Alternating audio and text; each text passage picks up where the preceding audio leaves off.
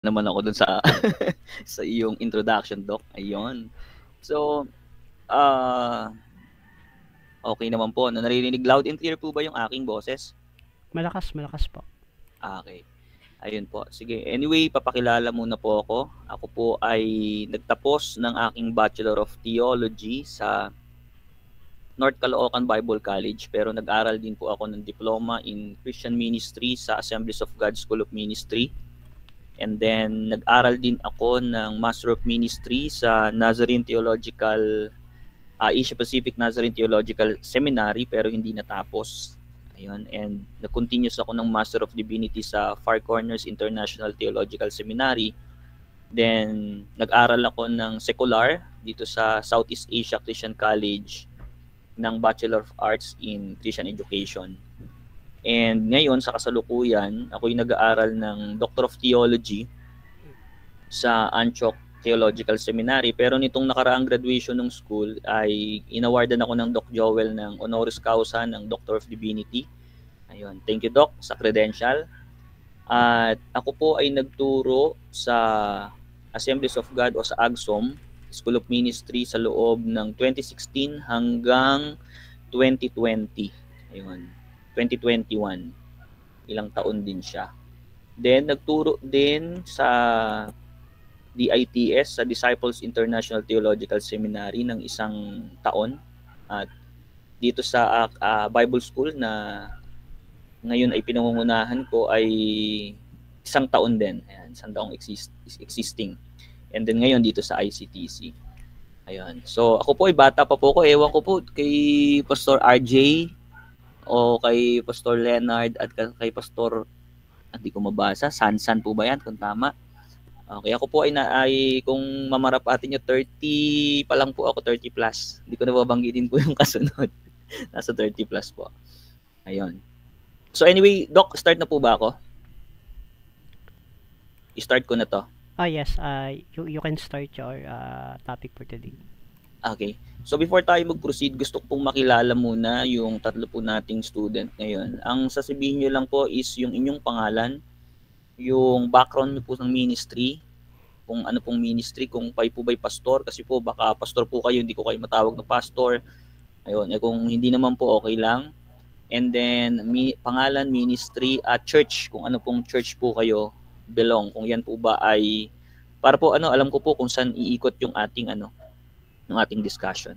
Sige po, umpisahan ko. Tawagin ko na lang po, tapos magsalita na lang po. At kung taga saan po pala, para alam ko kung saan po, para makapag-adjust ako ng ating discussion. Sige po, pangalan, ministerial background, church, at kung saan pong lugar. Pastor Rolon, kayo po una. Nandiyan po ba? Or Pastor RJ, kung nandiyan ka po. Or Pastor Leonard. Naririnig kaya nila ako, Doc? Naririnig ka ng mga yan. Naririnig ka. O mabilis po ba ako magsalita? Kailangan ko lang po marinig kung pangalan, saan po kayo, ano pong ministry, your ministry, tapos anong pong church, tapos kung taga saan. Pastor RJ, nandiyan ka ba? Ayan, sige po. Pastor Rolon, sige po. Pastor Lord, magandang hapon po sa ating lahat. Apo, ako po ba ay maririnig? Pasensya po kasi malakas po yung ulan dito. Ay, okay po. Sige po, pakilala lang po kayo. Pasensya po, kaya medyo nalito ako kanina. Okay, magandang hapon, Dr. Joel. And also, magandang hapon rin, Dr. Ray. Nice to meet you here. Apo. Kasama na yung classmates ko. Well, I am Christian Frank John Rolion. Ako po ay sa kalukuyan ngayon ay bumalik dito sa North Cotabato, Antipas. Nung una ako ay doon sa Cagayan de Oro City, but I and my wife decided to came back here dito sa North Cotabato Antipas. Dito po ako na this is my first assignment, North Cotabato Antipas, 7 years. Dito po ako ay nagpa-pastors 7 years since 2017. Dalawa po ako nag-handle ng church dito sa Matalam, Dalapitan, 2 taon. At saka doon naman last may doon sa Alamada, Mitaan, no? Pangalawang church na hinandil ko. 3 pioneering, no? Tatlo ako nag-pioneering last doon sa Cagayan de Oro City, Miss Oriental. But now I'm planning to apply evangelist, full-time evangelist, if God willing. So, yan na po, I am 32 years old. Then, salamat po sa pagkakataon na ako ay nabigyan muli to introduce my personal background. Okay. Pastor, ano pong nickname nyo? Nickname po na pwede kong itawag sa inyo. Kristan. Kristan po, Kristan. Yes, Dr. Kristan po. Okay, sige po. Bali po ang inyong pong simbahan ay dyan po sa Mindanao. Yes. Okay po. Mindanao. Thank you po, Pastor Kristan. Okay, Doctor. Thank you, Dr. Ray. Thank you po. Next po si Pastor RJ, kung nandyan, naririnig na po ako. At si Pastor Leonard. Yan, Ayos Pastor po, RJ. magandang hapon po sa ating lahat, especially to you, Sir, Dr. Joel Magbanwa, and also Sir Ray. Ako po ay isang assistant pastor from Mahaya High Church. My name is RJ Awing, 21 years old, a servant of God, hailing from the beautiful town of Alamada in Cotabato. Okay po.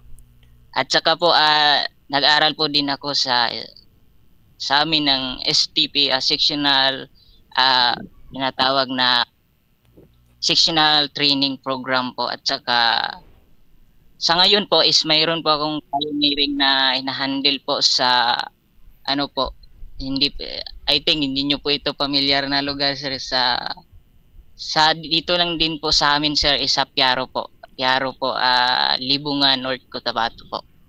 Amen. Napakabata mo po, Pastor. Ayos yan. Ganyan ako nag-start ng ministry 20. Ayun. Pero Pastor RJ, ang iyo bang denomination ay hindi ka naman Assemblies of God or something na Baptist, ganun? Ano po, isa pong United Pentecostal Church Worldwide International po. Okay. Ayun po. Kaya ako inaalam kasi para maging maingat din. Kasi dito naman sa ICTC, alam ko naman na hindi naman issue kung anong denomination dito. Basta mahalaga pag-aralan kung ano yung dapat mapag-aralan natin. Okay, hindi naman na tayo makikipag-away at mapag-debate dito. Okay, so Pastor Leonard, thank you Pastor RJ. Pastor Leonard, Kim, nandiyan na po ba kayo? Opo. Sige po. Good afternoon po, Dr. Joel and Pastor Ray. So, I'm Dr. Kim Marquez, I'm from Tagum City. Then, nag-aaral po ako dito sa Jensen. I'm currently pursuing a bachelor's degree from college. Additionally, I'm studying Bachelor of Arts Sociology from Living Christian Bible Seminary with an expected graduation next year. I'm also a licensed pastor and have graduated with diploma in theology, major in pastoral ministry. My ministry is handling and teaching biblical theology in our program in our church, and affiliated by Assemblies of God, and Assemblies of God ka pala, Pastor Kim? Yes po. Assemblies of Pastor God. di po kayo? Yes, ang inyo pong ministry, Pastor? Yes po. Pastor. Okay po. Tapos ang inyo pong nakuha ay Bachelor of Arts in Theology noong, ano po yung na yun, yung theology po na yun? May CHED din po ba? Major po ng pastor po. Pastoral. Okay, pastoral ministry. Ayun. Actually, may background din ako sa Assemblies of God kasi nagturo ako ng almost 8 years sa Assemblies of God din. Ayun. Yung AGSOM, ewan ko kung familiar ka doon. Ayun. Thank you, Pastor Kim. Thank you po. All right. So let us continue our discussion. Pastor Doc, let me share my screen. Okay lang? Okay po. Sige. Sige po, Doc. Share Paano nyo ba lang to? po. Okay, paano? Nanibago yun. Hindi kasi nag-online class eh. Wait. Window. Entire window. Entire screen. Pwede po. All right. Let me share my screen. Ayan. Yun. Sige po. For our discussion this afternoon, let us discuss the Bible philosophy and its theology. Ayan. Yan po yung ating subject ngayon. Bible, philosophy, and its theology. Ewan ko po kung you are familiar sa sa subject, but nung inaral ko po ito at ito po ay dinidiscuss, napakahusay po nito. Ayun. So ang medium po na gagamitin ko ay Taglish, mag-English po tayo at magtatagalog para mas makuha po natin yung essence ng ating discussion. Ngayon po kung may tanong po kayo, hindi ko po alam kung makikita ko ba, but wait. Login ko po dito yung isa kong sa cellphone para kung meron po kayong tanong, magtaas po kayo ng kamay, makikita ko. Doc, pa-accept na lang po. Yun. Ba to? Yan. Nasa cellphone na po na para makita ko po kayo. Ma-monitor ko sa phone. Anyway, yun, nakalagin na po. Punta po tayo dito. Discuss ko muna po yung ating syllabus. Dito po ako magbe-base ng grades. Dito po ako magbe-base ng ating kung paano iikot yung ating pong pag-aaral ngayon.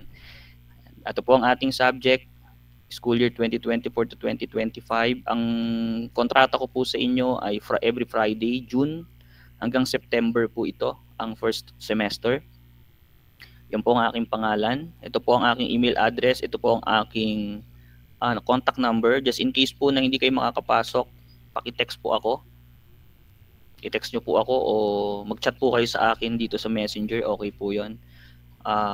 Para po alam ko kasi kung di po ako nagkakamali, we have 15 to 16 session sa buo pong first semester. Okay, pwede nyo pong screen yan, screenshot para po makita po ninyo. Alright, let us proceed. What is the course description of our subject is this. This course examine into the intersection of philosophy and theology as presented in the Bible, meaning we are going to examine the intersection or the importance nung tinatawag nating philosophy at theology kasi magkaiba yan. May mga instances na sumasagot tayo sa mga tao in a philosophical way and theological way. For example, bigyan ko kayo ng halimbawa, ewan ko kung familiar kayo kay Eli Soriano. Pag siya sumagot, sabi ni Eli Soriano, may ano daw yung Diyos, may puwet kasi umuupo. May umuupo daw yung Diyos, nakaupo daw sa throne. So, kung nakaupo daw sa throne, ibig sabihin, may puwet. So, he is answering those questions in a philosophical way, not in a theological way. So, ayun. So, i-examine natin yan, yung intersection yan, kasi kung i-cross natin yan, may matatagpuan tayong yung pinakagitna. Ano yung pinakagitna ng dalawang yan?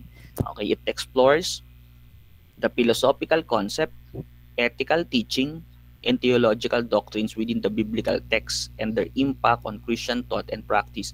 So, meaning, hindi lang pala Bible ang pag-uusapan natin, di ba? So, pati yung science pag-uusapan natin dito, yung science, totoo ba na ang Diyos ang lumikha ng creation? Totoo ba ang Genesis chapter 1? Totoo ba na si Lord, di ba sabi, Genesis chapter 1 verse 3, sabi doon, let there be light, and then there was a light. Pwede bang lumikha ang word ng light? Possible ba lumikha ang word, ang sound ng light? Yan yun. Kasi syempre, in a philosophical way, dapat masagot natin yan kasi hindi magkalaban yung science at saka yung yung theology. Hindi sila magkaaway. Ewan ko lang po, yun yung nakikita natin dito pero yung iba kasi nag-aaway patungkol doon. Then the course also examined the historical development of these ideas and the relevance in contemporary discussion. Halimbawa, hindi ko naman nilalahat pero yung iba hindi naniniwala sa gamot because God is a God who heals. He is the Jehovah Rapha. Okay. Pero why nag-exist ang medicine? Why nag-exist ang hospital? In a philosophical way, masasagot natin yung bagay na yun. Di ba? In theological way, wala na tayong problema dun kasi lahat tayo nag-aaral ng theology na di ba? Pero anong intersection ang pwede natin makuha dun? Ibigyan ko kayo kung talagang ang Lord natin ay nag-heal talaga, totoo naman nag-heal si Lord, wala akong question dun Pero, philosophical way, bakit sinabi ni Paul kay Timothy na uminom ka rin ng konting wine, di ba? Uminom ka rin ng konting wine para dyan sa tiyan mo. Di ba, pwede naman niya ipag-pray na lang yon. But bakit kailangan pa ng wine? Di ba? So yun, in philosophical way, masasagot natin yung mga ganong tanong. Kasi nagpapagaling naman pala si Lord instantly. Ba't kailangan pa ng medicine na wine? Di ba? Yun. So ibig sabihin, in contemporary discussion, i-discuss natin yan dito para tayo nag-aral dito ng hermeneutics, with apologetics, with anti-survey, OT-survey, biblical theology, lahat yan, mapapasok natin yan dito sa ating pag-uusapan. Okay? This is our course description, guys. Students, paki-print screen kung meron kung nakikita nyo, dito iikot yung ating discussion. Pati mga practices ng Christian practices concerning sa theology. Kasi ganito there are so many theology ngayon na nag-exist. Halimbawa, for example, yung love of God.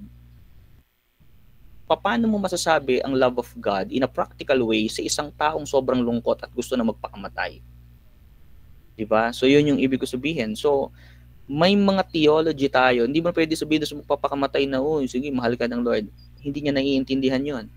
So, dito, pag-uusapan natin in a contemporary way, contemporary times, paano i-approach yun. So, pati pala counseling, may natin dito. Pero, lahat yan, bahagya lang, pagsasama-samahin natin. Tapos, yun, at the end of our class, siguro mga September, matututunan natin lahat yan kung paano. Alright, let us proceed. Course objective. At the end of our session, at the end of our class, at the end of our semester, understand the philosophical ideas and theological doctrines in the Bible. Again, hindi ko alam kung para sa inyo magkalaban yan or magkasama, but ang aim natin is the intersection, yung ideas, philosophical way and theological way, paano natin sinasagot yung mga bagay na yan. Halimbawa, bigyan ko pa kayo na example. Understanding bakit nagtatalo ang once save, always save sa nawawalang kaligtasan? Because pareha sila biblical, naiiba na lang yan in a philosophical way, how they answer those following question or those question na nag-a-arise ngayon. Meaning, theologically wise, sa doctrine nakasulat naman yan, even the modalism, the Trinitarianism, kung saan, pero in a philosophical way, how they answer those questions, doon na nagkakaroon ng iba-iba. Diba? So, paano? Kaya talagang paano natin yun? Magsisink in sa isip natin, paano natin sasagutin yan in a philosophical way ng maayos na nakaakma sa theology na meron tayo. Ayun, matadaanan natin yan, okay, maglala. Explore the historical context and authorship of a biblical text. Pupuntahan pa rin natin, may konting hermeneutics tayo dito na halimbawa, bigyan ko kayo mga ziggurats. Historical context, totoo bang lumabas yan? Totoo bang lumabas sa Genesis yung mga ganito, yung paradise, totoo ba? Anong evidence ng science na may paradise talaga? Daanan natin yon. Kasi kailangan kasi paano mo malaman na si Moses ang nagsulat ng Genesis na, o sabihin natin, wala pa naman siya nun, pero alam naman natin pare-parehas na, kasi nag-aral naman most of us ng theology. Alam naman natin na si Moses ang author, pero controversial sa iba. Ngayon, paano natin tatanggapin na si Moses talaga na walang mali na siya ang author nun. Yun. Historically. Then, evaluate the influence of a biblical philosophy on Christian theology and practice. And then, develop skills in interpreting and critically engaging with the biblical text. Kasi alam natin lahat mga pastors na nauuso talaga yung, ang tawag dito, yung out of context, di ba? Pero most of the time din naman, kahit yung mga writers na out of context din naman, di ba? Pero, ang mahalaga, wag tayong lumayo, yung philosophy natin, wag natin ilayo dun sa theology na meron tayo. Kasi magkaiba yan. Okay, magkaiba, dadaanan natin. And then, ito po yung aking course schedule. Ngayong pong araw na to, ito yung pag-uusapan natin, Introduction to Biblical Philosophy and Theology, overview ng course. Ito na, pinapaliwanag ko na sa inyo. And Introduction to Key Concept in Philosophy and Theology. Yan, pag-uusapan natin mamaya po yan. Pero i-discuss ko lang muna itong aking schedules. Next week, pag-usapan natin yung the purpose of the Bible and the nature of God. Parehas po yan. Kasi, tinanong ko nga sa dati ko mga estudyante, you cannot prove that there is God. Okay, we cannot prove that there is God using the Bible. But the Bible itself, yung Bible natin mismo na isulat yan because there is God. Pagkaiba yun. Okay, marami ngayon mga tao, pinuprove nila na may Diyos gamit ang Bible. But even without the Bible itself, ang Diyos nag-exist. Anong reason, anong evidence? The nature, diba? Because sabi ng Romans 1, even the Gentiles, diba, wala naman silang mga written word. Paano yun? Yung mga nasa bundok, wala silang written word. Paano nila malalaman na may Diyos?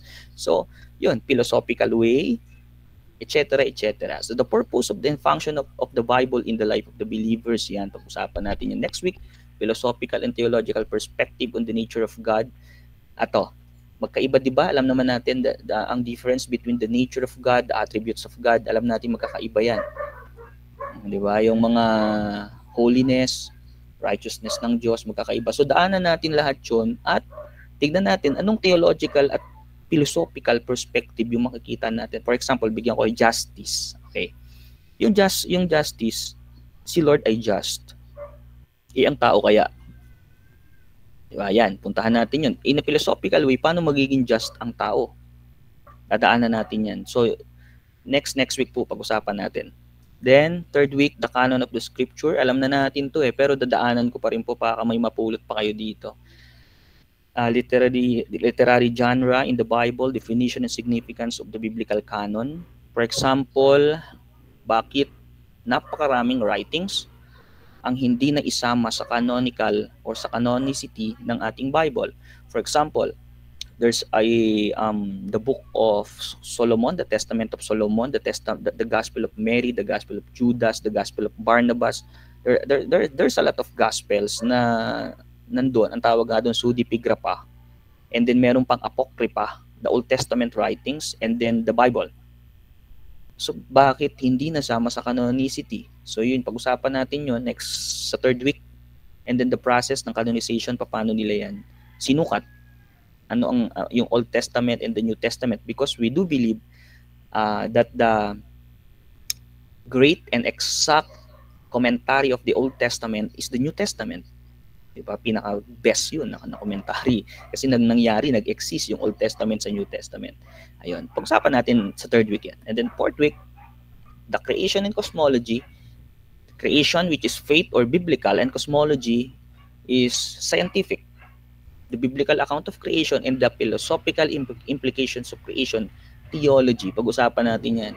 Totoo ba na Bereshit bara Elohim, in the beginning, God created the heavens and the earth? Okay, pag-usapan natin that Elohim created the heavens and the earth. Yun. And then God said, let there be light. And there was a light. Pag-usapan natin yung mga yan, yung mga scientific basis ng creation with theology. Ayun. Fourth week. Then fifth week, ethics and moral philosophy. The difference between ethics and moral. Ethics is biblical, philosophy, moral is philosophy. Sorry, baliktad. Ethics is biblical and moral is Biblical and ethics is philosophical. Yan. Kaya dito is ethics and moral philosophy in the Bible. Biblical foundation of ethics and morality. Because sabi nga, we are created in the image and likeness of God. In what sense? In what part? Ewan ko po kung alam niyo yan na we are created in the image and likeness of God. In what part? We are created in the image, in His righteousness and holiness. Meaning, we are created in the image and likeness of God morally. Hindi yung may kapangyarihan din tayong parang Diyos. Diba? Mamaya kasi, kala natin may superpowers tayo. May superpowers kasi. Magkaiba po ang likeness. Kaya magkaiba ang likeness, you are created in the image and likeness. Magkaiba yung likeness sa sameness. Yung sameness, yun yung parang Diyos. Yung likeness, parehas. Magkaiba yung sameness sa likeness. We are created in the likeness, not sameness. So diyan natin pag-usapan yun. Okay, kaya pag may mga tao na bagsak yung moral, yun nga Diyan natin, sige, pag-usapan na natin sa week niyan. Week 6, the problem of evil and suffering. Iyan, maganda to. Philosophical and theological approaches to the problem of evil. Biblical response to the suffering and theodicy. Theodicy. What is theodicy, Doc? Theodicy is, why there is evil if there is God? Bababawin ko. Bakit nag-exist ang evil if there is good God? Yan, pag-usapan natin. Diyan na tayo magkwentuhan patungkol diyan, na? Kasi philosophical kung totoo ang Diyos na mapagmahal, ba't may pupunta sa impyerno? Ano pa ba mga tanong nila? Bakit kung totoo ang Diyos na hawak niya ang lahat at kontrol ang lahat, bakit naghihirap kami ngayon? Mga ganun ba? So, philosophical wise, kailangan natin masagot yun. Theological approach doon sa problema ng evil na yan. Mambihira. Puntahan natin yan next week. Sa week 6. And then, ito na, pinakahihintay nyo. Midterm exam. Okay? Exam tayo, syempre. Exam tayo ng midterm sa 7th week. O ang gagawin lang natin yun, naka-online tayo ng ganito, tapos papasagot ko sa inyo. Siguro, na lang, via Google Form. Tapos check tayo. Ganon. Hindi ako nagpapa-exam ng ABC, ha. Ako, mas okay ako sa ABC, sa yung mga may blanco-blanco identification. No, hindi ako nagmahilig doon. Ang aking examination, much more on essay and ABC, multiple choices. All right. Week 8, wisdom, literature, and philosophy. Pag-usapan natin yan. Ano ba mas mahusay? Philosophy o yung literature ng Bible? Yan. Pag-usapan natin. Ang King Solomon ba? When he wrote Proverbs, ano ba yun? In a philosophical approach ba yan? Pero ang galing kasi, Ecclesiastes, ang huhusay niyan And then week 9, revelation and scripture, the divine nature or the nature of divine revelation, philosophical and theological views on authority of the scripture. Kasi naniniwala naman tayo that our Bible is the sola scriptura, meaning the highest, the soul and the total na pinaniniwalaan natin. Maliban na lang kung may iba po kayong view dyan, wala namang problema doon. Kasi may mga, di ba, may mga ibang religion like Mormonism, meron na silang Bible, meron pa silang sulat ni Joseph Smith. Ayun. So yun. Pero sa atin, pag-usapan natin yan, paano naging ewan ko po kung alam niyo yung sagot It is the Bible is, totoo ba na ang Bible ay, tawag dito, ay Word of God? Kasi kung in a sense, Doc, mamamatay daw yung this call will end in 15 minutes. Ulit na lang tayo mamaya, Doc. Oo, pag namatay, balik na lang tayo ulit. Okay, sige. Yun. Yung totoo ba yung Bible is the Word of God? Sabi ko nga, kung ang Diyos ang magsasalita, personally, using the writings, without the language of man, baka maging many tekel person yan like Daniel. But since it is the Bible, the Bible is the Word of God in the language of man. Theologically wise, philosophically wise, nagsalita ang Diyos sa atin sa pamamagitan ng language na naiintindihan natin. Kaya pag may mga preacher, nag-preach tas di mo maintindihan, ewan ko kung sa Diyos yun. Kasi yung Diyos nga mismo, nag-preach yung Diyos, nagsulat yung Diyos sa naiintindihan ng tao, which is the revelation of the scripture, no? Tapos nung nag-preach yung pastor, hindi mo naiintindihan. So, meaning, abay, matindi siya. Ito natin pag-usapan. Alright. Then, the authority of the Bible. Yan. The Bible's role as the authoritative word of God. How the different Christian traditions view the biblical authority. Meaning, totoo ba na nauna yung tradition bago yung church, o yung church bago yung nauna yung tradition bago yung Bible, o yung Bible bago yung tradition na kiniklaim ng Roman Catholic? So pag-usapan natin dyan, may konting history rin tayo, pero hindi naman lahat puro history. Okay. Week 11, the method of biblical interpretation. Konting hermeneutics lang mga pastor, and then exegesis. Alam nyo naman yan, para hindi maging apology, puro ako. Okay. Principle and methods of interpreting the biblical text. Kasi meron isa apology tsaka kwentology, di ba? Nung nag-teach siya, naging puro siya at tsaka puro ako. Apology and kwentology yung nangyayari. All right. Then, pero ano to, ang week 11 natin na to, hindi naman ganun na rigid na like hermeneutics, yung isang ganun. Kasi may subject na hermeneutics eh. Ito ay dadaanan lang natin in a sense, in the lens doon na para makapasok lang yung philosophy and konting theology na mapapasok natin doon. Okay. Week 12, the contemporary issue in the Bible and philosophy. In the Bible, philosophy and theology. Ang pag-usapan natin. The modern debates and discussion influenced by biblical philosophy. Yung mga philosopher. Kaya nga, magtataka ka, tignan mo to may makikita ka. Doctor of Philosophy, PhD. Okay?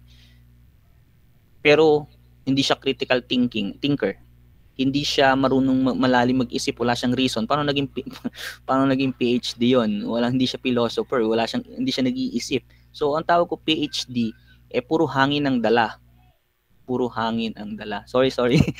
Pero ko lang 'yon. But yun nga atin dito in the biblical perspective, kailangan mas malalim mag-isip yung marunong sa philosophy.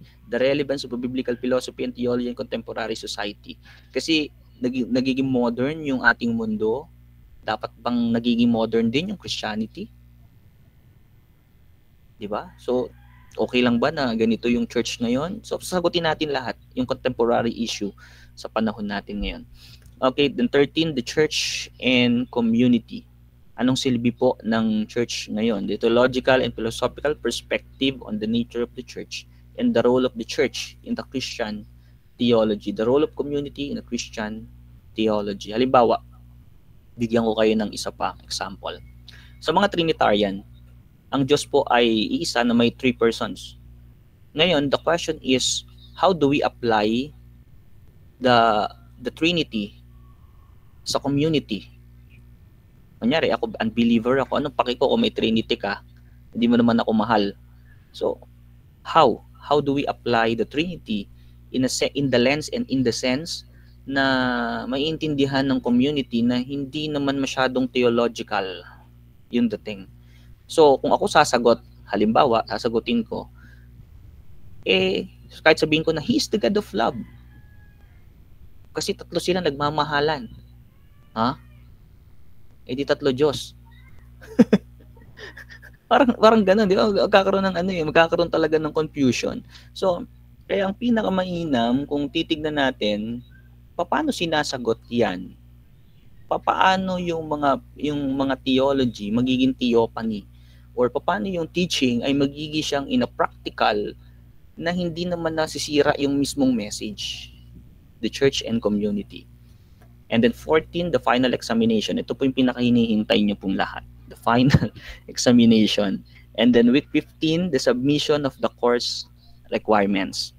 Doc, ano po yung course requirements?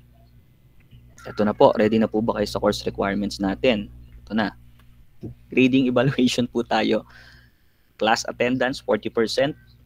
Ang taas po niyan. Natural po kasi pag hindi kayo pumasok, wala kayong matututunan. Kaya 40% agad. 40% agad, di ba? Kasi kung 3 beses ka lang umabsent dito, 3 ano na agad yun, wala. O taasan ko, dapat nga po 50 yan eh. Di ba? Pero masyado nang malaki yun. Baka wala nang mangyari. Pero at kasi pag ginawa kong 50 yan, pumasok ka lang, papasa ka na. So gawin ko na lang 40 para mayroon pang benefit of the doubt. And then, class participation and discussion, it is 20%. Kaya kung kayo po yung sasagot sa mga tanong, kunyari may nahang akong tanong dyan. Anyway, pag ako po nagtanong, ihahang ko po siya, nakasulat, ganun, para may time po kayo to think. Pero it is okay lang rin naman po mag-bat-in kayo, mag-raise kayo ng hand para ma-acknowledge ko po kayo kung mayroon po kayong tanong during our discussion. Pero kung nahihiya po kayo magtanong during our discussion, sulat ko po yung tanong nyo at the end of our discussion, saka po kayo magtanong. Pwede rin po yun. Then midterm exam, 10% po yun. Final exam, 10%. So dyan pa lang po, 40, 20, 60, 70, 80. At meron pa po tayong research paper, 20%. Total of 100%. Doc, ano yung research paper? Research paper nyo po, siguro gawin na lang natin yan para di na kayo mahirapan. Reflection paper. At the end of our course, ang gawin natin ay mag-reflect lang po kayo ng ano ba yung nakita nyo. For 1,000 words siguro, gawin natin 1,000 words. For 1,000 words, magre-reflect po kayo ng reflect nyo yung natutunan, hindi naman natutunan, na-realize, kasi alam ko pong natutunan nyo na to eh, na-realize, the way I teach, pwede nyo akong i-comment, pwede kayong mag-comment, the way I teach, na boring ba kayo? Ganun. Kung anong gusto nyo ilagay nyo po doon sa ano, mahigpit ba ako, ano bang klaseng ganun? Ayun, so bahala po kayo mag-reflect doon sa inyong research paper. So hindi na siya research paper, reflection paper na lang po siya. Reflection paper, 20%. Yun ang gawin natin. So sasubmit ng September 13. Pwede nyo po ito i-print screen. Reflection paper na po yan. I-edit ko na lang. All right. And then, ito, kung meron kayong time to read, this is the book, Philosophical Foundation for Efficient Worldview by J.P. Moreland and William Lane Craig. At kung may mga articles po kayo, any resource na connected in our courses, you can read it. And we are allowing naman na mag-online. Wala nang problema sa mga readings. Actually, dapat may ipoprovide akong readings. But since ayoko na kayo pahirapan pa sa susunod na subject na. Pero ito, sige. Ayan, kung meron po kayong readings at gusto nyo, ang cover ng book na to, hindi ko lang nailagay, ay kulay brown siya, na parang pader. Yung kulay, yung Philosophical Foundation for Christian Worldview. Pwede rin kayo magbasa kung gusto nyo magbasa kayo ng mga book na concerning sa philosophy. Pwede rin po yun. Basta connected sa subject natin para ma-enhance pa yung ating knowledge patungkol dyan. Okay, tanong po, tungkol sa aking syllabus, baka meron pa po kayo? Bago tayo mag-end ng 6 minutes na tumatakbo itong Any questions concerning sa syllabus? May tanong po ba kayo kung hanggang kung ako ba may asawa na? Opo, married na po ako. Meron po akong 2 anak. Ayun. Wala na po kayong tanong? Ipupush ko na to. Okay, Pastor Tristan, baka po may tanong kayo. Magandang hapon po, Doc. Doc? Yung tanong ko lang, okay lang sa akin, Doc, kahit mas-slide natin yung Trinity kasi naman ako open-minded naman ako. Mas maganda na ma-slide natin para mas kasi ako, Doc, nag-aral din ako ng yung Trinity at least na para sa akin, I want to study more. Very good po. Wala problema sa akin, Doc. No problem. Kahit Pentecostal one ako, walang problema sa akin. Okay yan sa akin. Walang problema. Para hindi ka lang mabahala, Doc. Salamat po. God bless. Okay. So, salamat. Ayun. Concerning po pala sa sa papers nyo is, yung paper po nyo, yung reflection paper ay isasubmit nyo po sa akin via email. Nakasulat po siya, typewriter. I mean, naka Microsoft Word, yung naka-type. Ayun, 1,000 words po yun. Huwag nyo pong isa-save na PDF. I-email nyo lang po sa akin. Binigay ko na po yung email kanina. Ngayon kung di nyo po na print screen, ibigay ko na lang po itong lesson kung kay Doc Joel. Tapos bahala na po kayo kung paano ano. Itong buong slides na to, ibibigay ko po sa inyo lahat. Alright. Okay po, kung wala na, Pastor Leonard and Pastor RJ, kung wala na pong tanong, let us proceed na sa ating week 1. Ayun.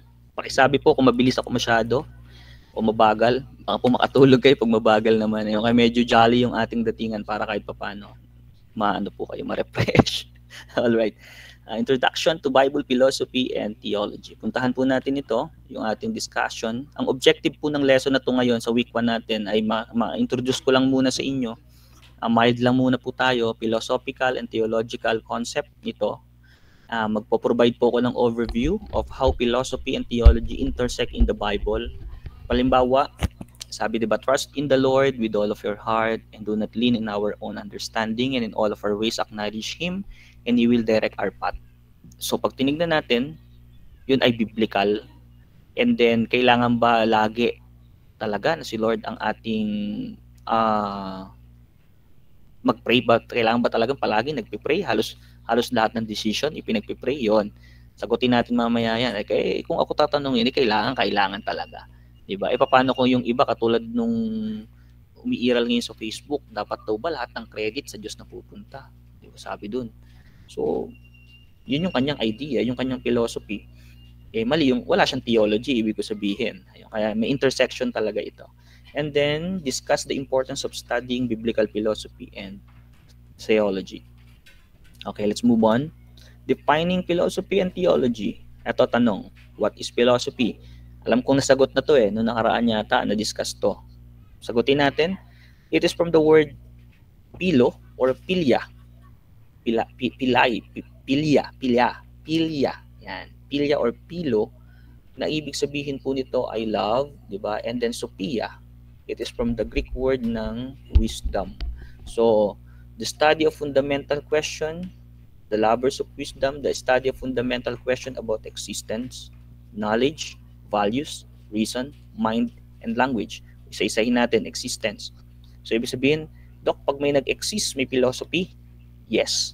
May science As long as nandun yun, nag-exist yun, so may science. May science behind. Nag-exist. Kaya nga pag tinanong natin ang mga tao, ano ba una nag-exist? Ako, for me, the first thing na nag-exist is not the universe, but for me, it is the time. Time? Why? Look at this. In the beginning. In the beginning. Diba? It means time. In the beginning. Hindi sinabi ng Bible natin na at the beginning. Because kung at the beginning, there is the beginning itself. But in the beginning meaning, hindi mo alam kung kailan nag-start. So, in the beginning, time. God created. In the beginning, God. In the beginning, God. So, ibig sabihin, sa time ang unang-unang create ng Lord. And then, God created the heavens and the earth. Bereshit bara Elohim et Hashamayim. What I mean is, the heavens and the earth.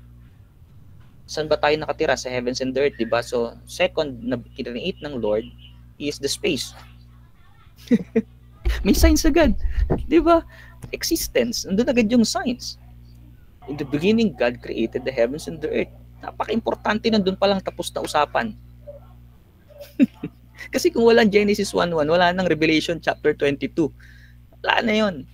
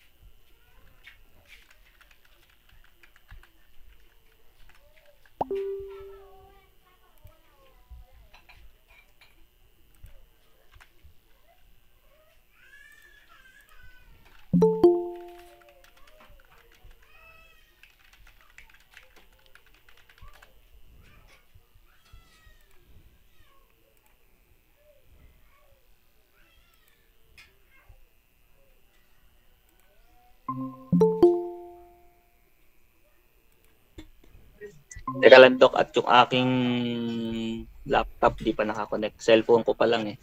Wait lang.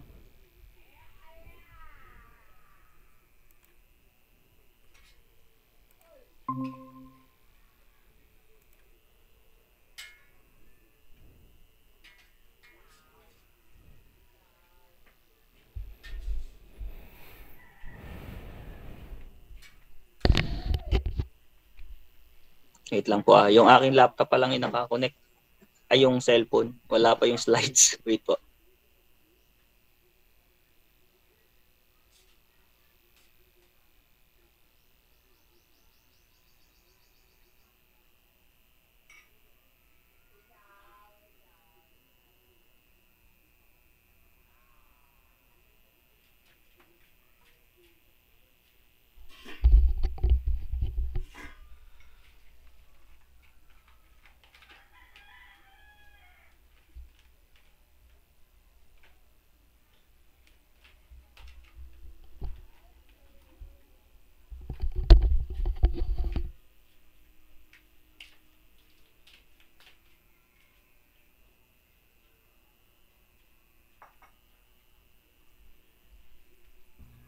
Ayun po. Narinig na po ba ulit ako? Yes po, yes po. Alright. Entire screen. Share.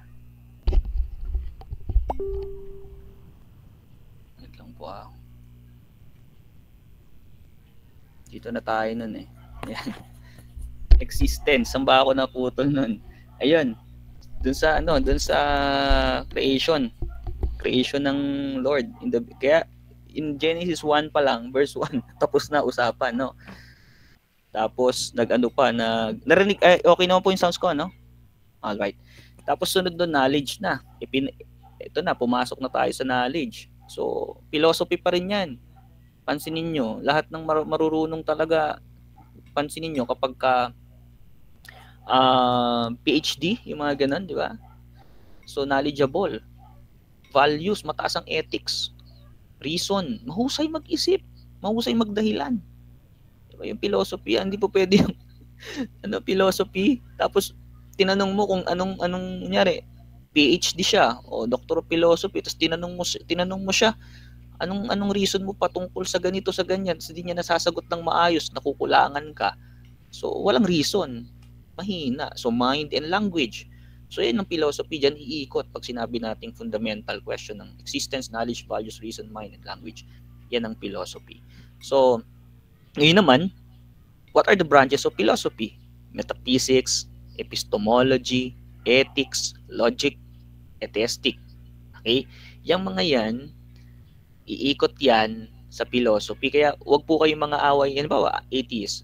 Most of the times, mainam pa kausap ang atheist, though hindi sila dinedeny nila ang God. But concerning sa sa mataas pa yung ethics nila sa mga Christians, yung ibang Christians, inaaway ka pa eh. Gaganunin ka eh. So sila yung mga atheists, magugulat ka diyan, ano yung value nila. Although hindi sila naniniwala sa dinedeny, what I mean is they were denying God. They are denying God, but mataas yung kanilang ethics. Samantalang ibang believers nangaaway. O, di ba? So yung metaphysics, yung iba alam lang meta ni Facebook, pero ang mga philosophy, they were believing in the metaphysics, meaning nag-exist, kailangan ng science, di ba? Nag-exist, kailangan ng science, ng evidence, nag-exist eh. Yun eh. Pagdating sa mga believer, sabi nila, hindi na kailangan ng science, kasi nag-exist na, hindi na kailangan ng science. O doon naman sila nayayari ngayon. Sabi ng ganyan, hindi na kailangan ng medicine, hindi na kailangan ng gano'n. So, no. Again, magkasama yan. Okay, philosophy. Diyan pa lang yan, umikot pa lang tayo. Punta na natin to. Bago mag-times up. What is theology? Okay, theo, it is the word for God. Theta, epsilon. Okay, theo. Theo and then logos. It means study. The study of God. The study of the nature of the divine, the religious belief, and the practice of faith. So tatlo yan. Is the study of God, the study of our belief, and how do we practice our faith Yung tawag doon theology. Kaya nga ang branch niyan ay ito. Puntahan natin ha. Systematic theology, biblical theology, historical theology, practical theology, comparative theology. Dok, kala ko ba ang branches ng theology soteriology, anthropology, pneumatology, ecclesiology? Hindi. Yun po ay pasok sa systematic theology. Halimbawa, ganito. The systematic theology composed of theism, then pasok yung hamartiology, and then anthropology and hamartiology, which is if I'm not mistaken, it is theology 2. Okay, hamartology and anthropology. And then the 3 is Christology and soteriology, Christ and salvation. Systematic 'yon kasi when we say systematic, it is composed of different topics, certain topics, and then they were collecting those biblical texts tapos pinapasok doon. Ang tawag kumbaga sa preaching, ito ay topical preaching tong systematic. And then pneumatology, theology 5, ecclesiology and missiology, and then pasok yung angelology and demonology. Yun, ang tawag po doon ay systematic theology. And how about the biblical theology? Biblical theology is the theology naman ito, kung di ako nagkakamali, ito yung buong sinabi ng Bible, which is the progressive revelation from the Old Testament to the New Testament. At yan ay sinamarize anong sinabi ng Bible from Genesis to Revelation. Ano ang message ng Bible from Genesis to Revelation? Ang tawag po doon ay biblical theology. Para sa akin, kinocompose ito ng Old Testament and the New Testament surveys, New Testament and the Old Testament history. Ayun po, pwede po mapapasok po yan dyan sa biblical theology. And how about historical theology? Doc, historical theology it was composed doon sa mga history. For example, in a Pentecostal point of view. Kaya nagkaroon ng Pentecostal theology, evangelical theology, charismatic theology, ano po ba? Mormonism theology, ano pa gusto niyo po, yung Seventh-day Adventist theology, Roman Catholic theology. It was formed through historical theology. Okay, kaya doon pinag-aaralan yun. And how about the practical theology? Practical theology is the practice, from the word itself, practical, practice ng theology natin. Halimbawa, may mga practice na yan,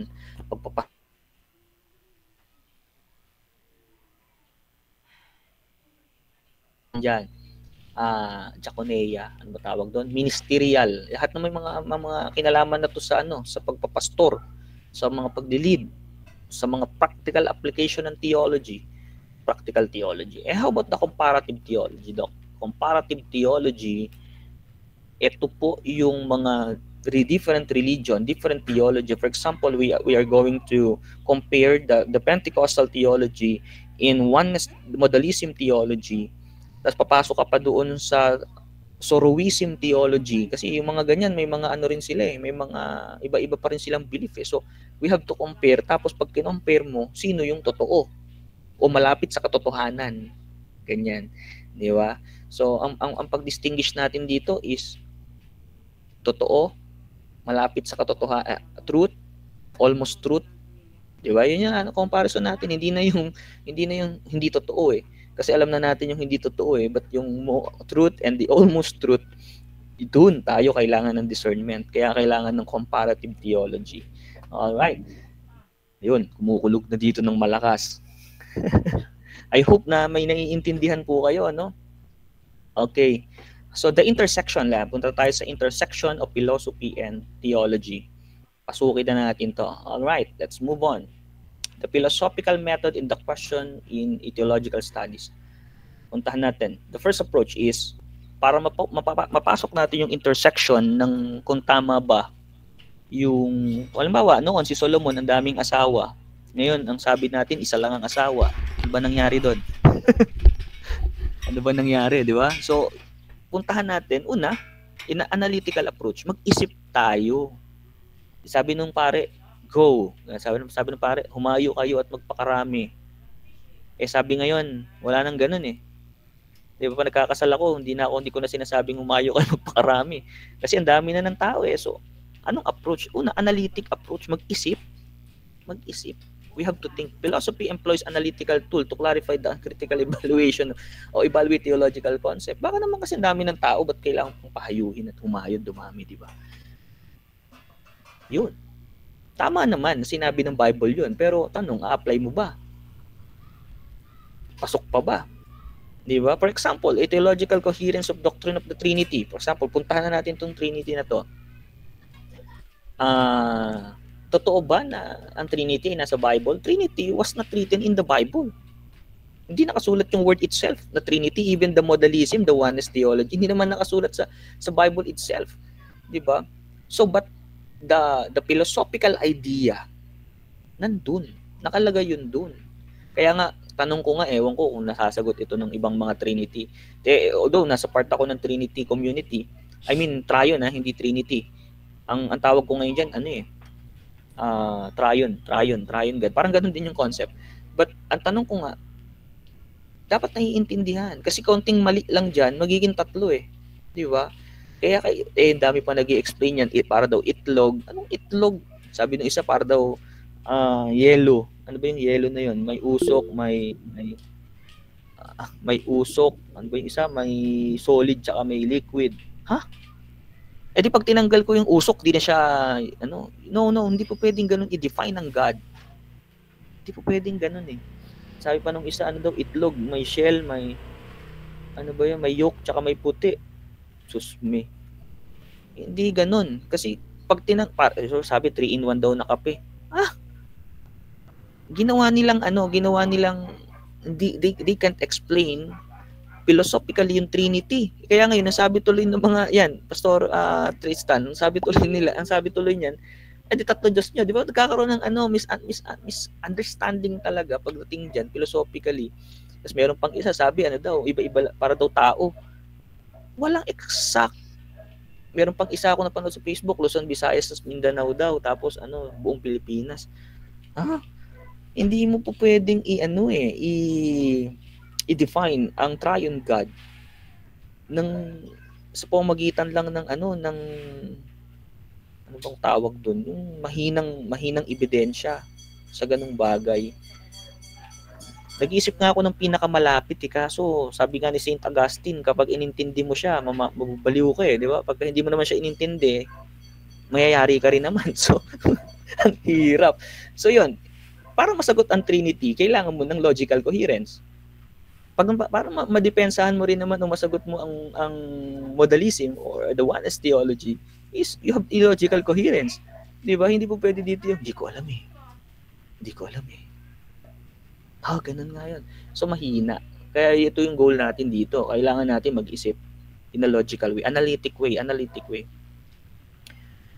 Alright. So, and then the incarnation can be scrutinized using philosophical method, The incarnation of Christ. Si Lord ay hindi pre-incarnation. Hindi siya pre. Hindi siya reincarnation, yung nabuhay noon tapos ganun. Parang sa mga Buddhism, yung reincarnation, hindi ganun. Incarnation, it means existed na in the beginning. Okay, then nag-incarnate as human. Okay? And then nag-incarnate as a human, kung tatanungin nyo ko, papaano yon? Kasi nga si Holy Spirit ang pumasok, and then the second person ang pinanganak, which is si Christ. And diba? So sasabihin, pwedeng paghiwalayan. Actually, kung sa Trinity, ang lens ng Trinity ang pag-uusapan, or the Triune God, kung tatanungin mo yung mga Trinitarian, hindi talaga pwede paghiwalayin yun. Ewan ko sa iba paano nila na paghihiwalay. Pero kung tatanungin nyo, hindi pwede paghiwalayin yan. Alright? So sana po naiintindihan na natin, no? Pastor Tristan, mga pastors, sana maintindihan natin yon. Okay. Then, analytic, ano yung pinagkakaisahan? Pero paras tayo naniniwala dito in the oneness of God. Di ba? Sa ikad. In the oneness of God. Alright. Yun. Ang Diyos natin talaga isa kasi monotheistic tayo. Hindi tayo pantheism ng daming Diyos. Pangalawa, epistemology in theology. Philosophical question about the knowledge. When we say epistemology, it means the knowledge. Epistemology, the knowledge, are crucial in theology. Halimbawa, tatanungin natin yun Pag tinatanong tayo, Do you really know God? Diba? Because knowing God is the knowledge about God, that the epistemology about God. Tanungin niyo yung mga member, pag tinanong niyo, do you know your God? Sasabihin sa'yo, yes, I know my God because He is loving God, He is gracious God, He is the God of the universe. But medyo shallow, no? Pero pag tinanong mo, who is God in your life? Yan. Pag tinanong mo na yan, medyo kukunti na lalo yung sasagot niyan. Kasi parang hindi nila na-experience yung yung God. 'Di ba? Wala nang knowledge, wala pang experience. But hindi ko sinasabi lahat ng experience kailangan yun ay sa God, ha. But what I mean is wala nang knowledge, wala pang experience. So, epistemology in theology, meaning dapat alam natin, halimbawa pag sinabi nating tithes and offering, punta tayo doon. Dapat may epistemology, theology siya doon sa sa tithes and offering. Hindi yung alam niya lang magbigay, dapat alam niya yung theology behind that. 'Di ba? The evidence, what constitute evidence for religious belief? Ano bang knowledge mo about in your belief? Ako natutuwa ako sa inyo, Pastor Tristan, Pastor RJ, Pastor Leonard, na open kayo. Kahit Trinitarian yung belief or modalism ang belief. You are open. Ibig sabihin, because you know kung saan ka i-stand. Napakahalaga nun. Ang tawag diyan epistemology. Alam mo saan ka tumatayo, alam mo yung hangganan mo, di ba? Kung may madagdag sa'yo, praise God. Kung walang madagdag, edi hallelujah. So this includes the study of revelation in religious experience. Epistemology, una, analytical approach. Mag-isip, kailangan pag-isipan. Pag sinabi ba na si Solomon maraming asawa, ngayon iisa lang ang asawa, tapos sabi ng Bible, di ba? Ang sabi ng Bible, ang mga pastor daw dapat isa lang ang asawa. Husband of one. Tama ba yun? Mga pastor, isa lang ang asawa. The husband of one. Minsan lang nag-asawa. Paano kung babae, pastora? Sabi, the husband of one. Hindi naman sinabi the wife of one. the wife of one wife. Sabi doon, the husband of one wife. Paano yun? Hindi naman sinabing gagamitan mo ng analytical approach yan. Ano yun? Ba't sinabi? Sino sinabi? Paano sinabi? Kailan sinabi? Sino nagsabi? Sino recipient? Diba? O hermeneutics yun. Tapos malalaman mo, sinabi ganito kay Timothy, anong culture nung panahon nila, anong context nung panahon nila. And praise God, kung maintindihan natin, di ba? Makita natin, magugulat tayo doon, ito pala yun, ito pala sinabi. Di gagamit ka ng analytical approach, tapos may epistemology, theology ka pa, naiintindihan mo, may knowledge ka doon. May evidence ka ng religious belief mo na talagang ang babae, bawal tumayo. Yun yung belief ng church na yun, bawal patuloy ng babae, paano pag sa atin pwede? Minor doctrine lang naman siya. Diba? Pagtayo-tayo, minor doctrine yun, it won't affect your salvation. Paano yun? Pwede na. Yung gusto ng culture nila eh. So, yun. Epistemology in theology, may knowledge ka dun. So, this includes the study of revelation in religious experience. Kaya hindi ako nakipagtalo kung sinasabi ng iba, ganito, punta sila sa ganito. Experience nila yun eh. They were experiencing the revelation of their theology. Okay, wala namang problema. As long as nag-glorify mo si Lord, then go. Diba? Pero kung yan ay nakakasama sa'yo and napapahama ka na in your belief, may diferensya yan. May malaking yan. May malaking diferensya. Okay, then the ethics and morality, philosophy of ethics help in understanding. Ito naman, the analytical approach dun sa intersection na kunyari merong theology na pinagdidebatehan, may issue, tingnan muna saan ka tatayo. Una, mag-isip ka. Pangalawa, anong knowledge mo doon? Pangatlo, paano ka magre-response? Anong ethics, morality? Nakikipag-away ka ba? Ano sabi ni Soriano? Pag nabasa ko. Di ba gumagano Soriano? Sabi ni Soriano, pag nabasa ko. Ano ka? Di ba gagano nga? Pag nakasulat, ano ka?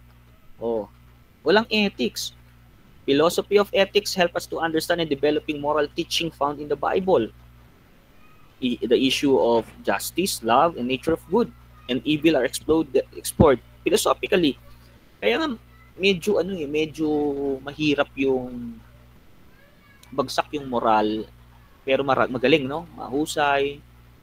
Talagang magagaling talaga, napakaraming magagaling. Pero yung ethics at saka yung morality ng tao mahalaga. 'Di ba? Sabi nga kung gusto mong ma-explore ang faith, ang theology, mag-expository teaching ka, mag-expository preaching ka. Pero kung gusto mo in a philosophical way, hindi ka naman mag-eisegesis but you are using the method of anong tawag dun sa isang preaching na yun, yung merong mga meaning, halimbawa yung kay Goliath tsaka yung kay Samson, tapos allegorical, yun. Papasukan mo ng allegorical preaching, halimbawa si Samson at saka si Goliath, bibigyan mo ng meaning si David pala tsaka si Goliath, si Samson tuloy. Si David tsaka si Goliath, bibigyan mo ng meaning si David, bibigyan mo ng meaning si Goliath. Si Goliath yung malaking problema, si David yung makadiyos, ganun. So, nagkakaroon ka ng analytic approach sa sarili mo, malalim yung pag-iisip, and then mababato mo siya sa pulpit. Ang tawag doon allegorical. Halimbawa, yung Good Samaritan. Sabi nila si Jesus daw yung Good Samaritan, tapos yung mga pari yung masasama. But again, kahit kailan, di naman naging Samaritan si Jesus kasi Jew nga siya, di ba? doon pa lang na out of context na. Kaya ingat din kayo sa allegorical. O, di ba? Ingat kayo sa allegorical kasi mamaya akala natin si Jesus yung Good Samaritan. Jewish nga siya, paano siya naging Samaritan? All right. Uy, ang hirap no? Pero tama to, yung ethics and morality, the love, the justice, and the nature of good and the evil are explored philosophically. Tingnan natin itong mga issue na to. Tapos, isip ka, analytical approach, epistemology, in theology, dapat may knowledge. Anong response ng ethics, morality? Ano ba, nakasama ba sa'yo yan? Nakabuti ba sa'yo? Paano ka nagre-response sa bagay na yan? Okay? So, let's move on. Ewan ko po kung malakas kasi yung ulan dito. Naririnig nyo ba yung ulan? Ang lakas ng ulan Baka po naririnig nyo yung ulan. Okay lang. All right. The relationship between... okay po. Pero sana narinig nyo po ako ng maayos Okay. So the relationship between the faith and reason. So puntahan natin to. Ano ba yung relasyon ng dalawang yan? When we say faith, it is pertaining in our theology, and when we say reason, it is pertaining in our philosophy. The relationship between faith and reason. Okay, let's move on. Sorry, lumabas. All right.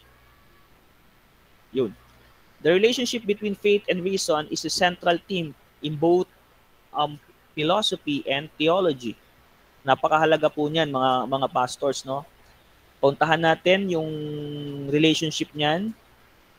What is faith and reason? Faith is generally defined as belief in, trust in, and loyalty to God. Okay, tandaan niyo po yung definition. Faith, although may definition sarili ang Hebrew chapter 11, but dinedescribe natin dito as a general ang faith. It is the source of our belief. The way when we trust God, it means faith.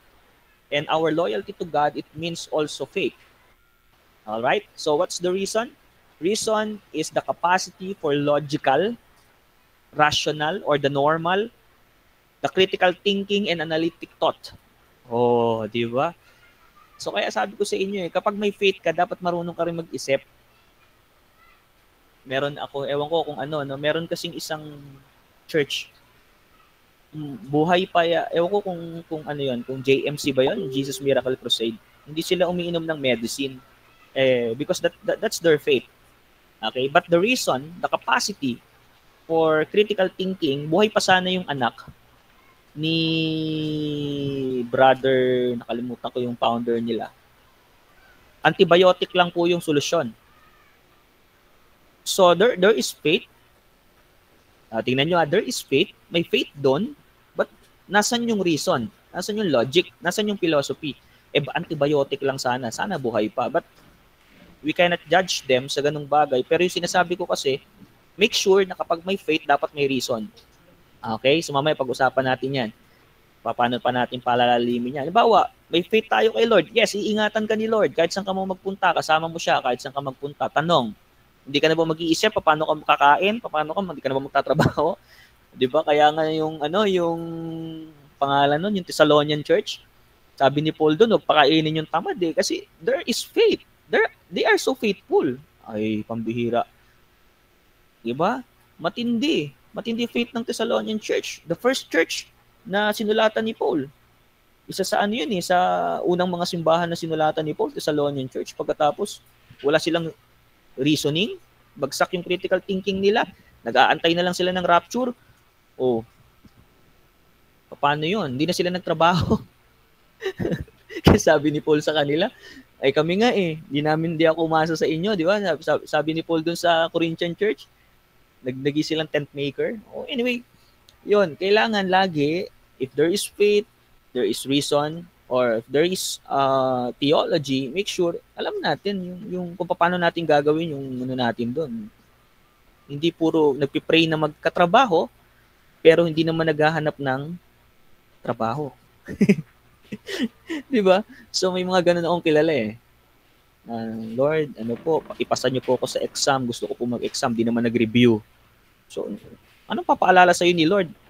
Nag-exam. Alam ko si Pastor Tristan, sundalo to Di ba? Kahit sabihin natin na si Lord ay iingatan tayo at binubugbog naman natin yung sarili natin na lusob tayo ng lusob, hindi mo hindi mo ginamit yung logical skills.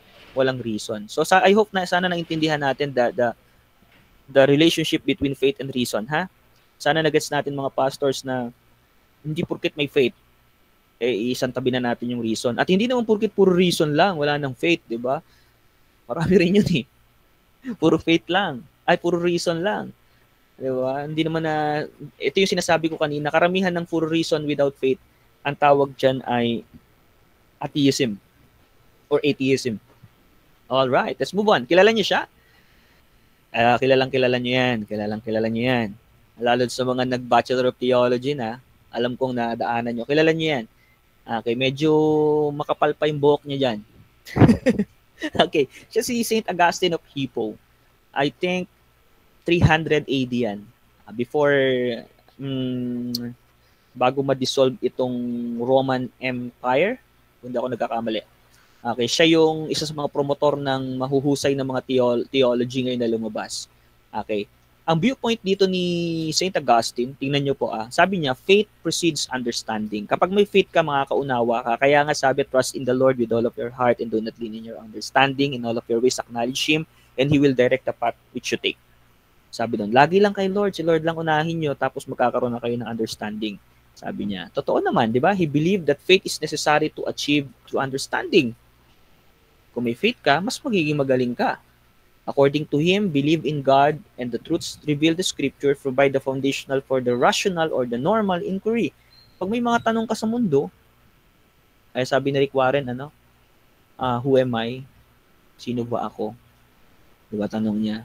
Para daw masagot ang lahat ng tanong, kailangan may faith ka. Which is true. Kaya sabi ni St. Augustine, ito yung quote niya, I believe in order to understand. What's that mean, Doc? You must believe first, and then the understanding follows. You must believe, or you must have faith. You must have faith muna kay God in order to understand the rest before you believe, or before magkaroon ng reason or ng philosophy. Kaya pansinin niyo, mahuhusay talaga yung mga believers Yung Church ni Christ, yung body of Christ. Mahuhusay yan. Lalo kung talagang naniniwala sa Diyos, Kaya sabi hindi ako nagkakamali ng Proverbs 1, the fear of the Lord is the beginning of wisdom. The fear of the Lord is the beginning of knowledge. Sabi doon, di ba? So, ibig sabihin, believe muna and then understand. Pero, wag kayo. Kilala nyo yan. May buhok pa yan. Kayo mag-alala. Nung panahon na yan. Okay? Nung ako ay nasa APNTS, na-encounter ko yung mama na yan. Okay, siya si Thomas Aquinas. Si Thomas Aquinas, kung ako nagkakamali, nasa 12th century yan lumabas. Okay. Mahusay na Eucharist. Ito naman ang point of view niya.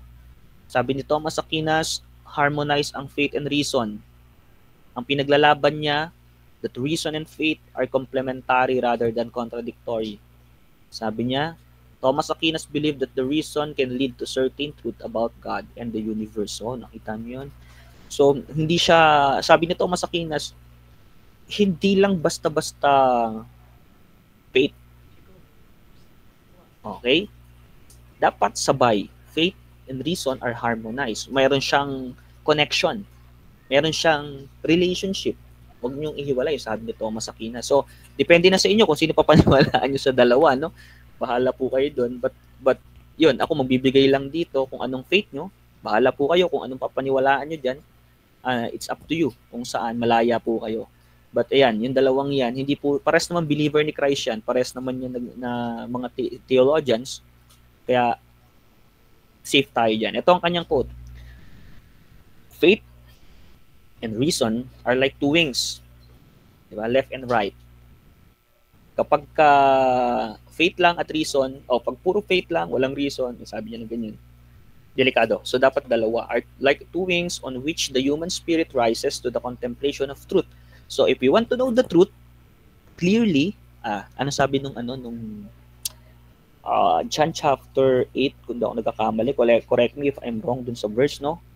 If you know the truth, and the truth will set you free. If you will know the truth, and the truth will set you free. Parang may may diferensya kasi marami naman nakakaalam ng ng truth. Pero ba't ngayon hindi pa rin sila nag-set free? Gets niyo po ako doon? Halimbawa, cigarette warning. Cigarette is dangerous to your health. Okay? Truth? Yes. They will know the truth? I don't know. Oh, pwede. They will know the truth. But wala pang set free. Yun. Ang reason behind that, logic the reason behind that is simply this. If you will know the truth, and the truth will set you free, balik ka sa interpretation. Knowing is nosko. Nosko sa Greek. It means you have to experience, and the experience of knowing truth will set you free. Sige, subukan. May experience muna nila yon. Magsuka-suka sila ng dugo dyan bago nila sabihin na totoo pala. Kayo ba mga pastors, magtatagal ba kayo sa ministry kung di nyo na-experience yung Diyos? Di ba? Na-experience nyo yung Diyos because of your faith, then the reason follows. Kaya yun. Kaya yung iba dito sabi, hindi lang nagpo-provide si Lord sa kanila. Kaya siguro kuripot pa rin sila kasi hindi pa nila na-experience si Lord mag-provide sa kanila. Sabi sa Ilocano na kermit. Alright, let's move on.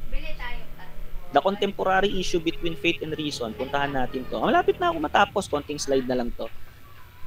Okay, mag-alala. Malapit na. Pwede ba mga third? Bago mag-timer yan ulit.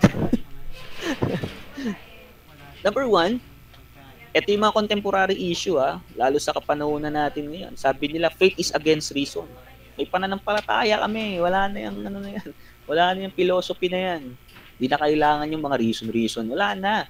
Sabi, some argue faith and reason are fundamentally incompatible. Yung pwede pagsamahin yan. Yung pwede pagsamahin yung science tsaka yung yung faith.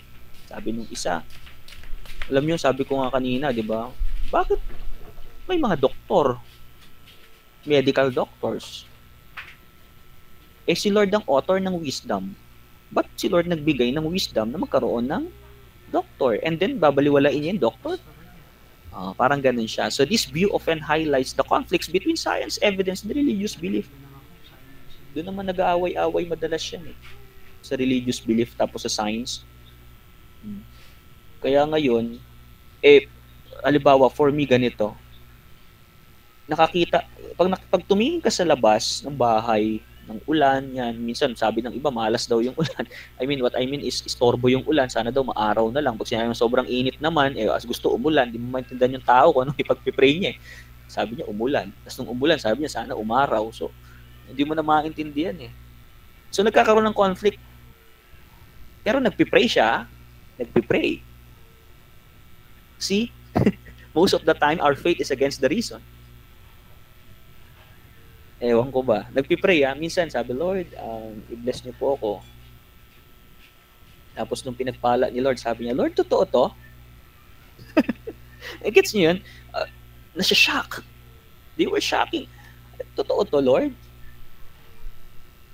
Kaya siguro sila, against talaga. Nagkakaroon ng faith is against the reason. So, Isa po yan sa conflict ngayon sa ating contemporary issue. Okay? So, pangalawa, faith is above reason. Ito naman, matindi rin to. Ano yan, Pastor? Doc, other holds the faith is above the reason. Perspective suggests that certain truths above God and spiritually are beyond human comprehension and can only accept it through faith. Paano po yan, Doc? Simple lang yan eh. Kung wala kang faith, wala kang mangyayari sa'yo. Ganyan. So, mas mataas pa rin ang pananampalataya, mas mataas pa rin ang belief. Yan, ganyan yan. Mas mataas pa rin ang faith kesa sa mga nangyayari sa mundong ito. Ayan, yan yung perspective na yan. Although may mga ganyan din naman, totoo din naman yan, spirituality are beyond human comprehension and can only accept it through faith. May mga ganyan naman din talaga. Wala naman dyan, walang debatable pa yan hanggang ngayon. Kung theology ba ang mas mataas or philosophy. Pero kung secular matters, halimbawa, bigyan ko kayo ng example. Nasa secular ka, hindi mo na pwede siksik yung theological background mo dun. They can't understand you. Or even, pagtatawanan ka pa, kasi ano dito. Pero kung ikaw ay nasa secular and you have the degree of PhD, major in educational something, or you have the degree in Masters of Education, Masters in Business Management, philosophically wise, hindi ka nila tatawanan kasi naiintindihan ka nila doon. Diba? So, pero pagdating naman dito sa atin, sa ecclesiastical degree, ang good thing dito, kapag may both ka, ecclesiastical and secular degree, mas okay yun. Mas mataas yung tingin sa'yo. Pagdating doon sa secular, same yun. At mas ka sa kanila, mas above, because faith is above the reason. Yun, parang ganun yung ibig ko sabihin. Faith is above the reason. Sila ang pinag-aaralan lang nila creation. Ikaw pinag-aralan mo creator. Di ba? Matindi. All right, let's move on. Faith and reason is harmony. Ito yung ni Thomas Aquinas. Many theologians and philosophers advocate the harmonious relationship between faith and reason. They argue that reason can help clarify and deepen faith. Galing, no? So, kapag ka marunong talaga mag-isip ang isang professor, ang isang teacher, ang isang pastors, ang isang, sabihin na natin, ang isang disciple, mahusay yung kanyang reasoning, mas lalalim siya. While faith can provide a broader context for understanding the world. Lamang na lamang talaga tayo, pastors, kasi pinag-aaralan natin both. Pinag-aaralan natin ang creation, pinag-aaralan natin ang creator. In a secular term, pinag-aaralan lang nila ay creation. Kaya nga meron akong one of my member, she was taken general psychology, if I'm not mistaken, Bachelor of Science in Psychology. Sabi ko sa kanya, alam mo na, ang pinag-aaralan nyo lang is psyche, the behavior, the logical thinking, puro psyche, puro emotion, the will of the person. Pero kami kasi, ang pinag-aaralan namin is the spirit. Di ba? Mas matindi yun. Yung spirit ng tao, hindi lang, not just the soul, not just the psyche, but the cardia.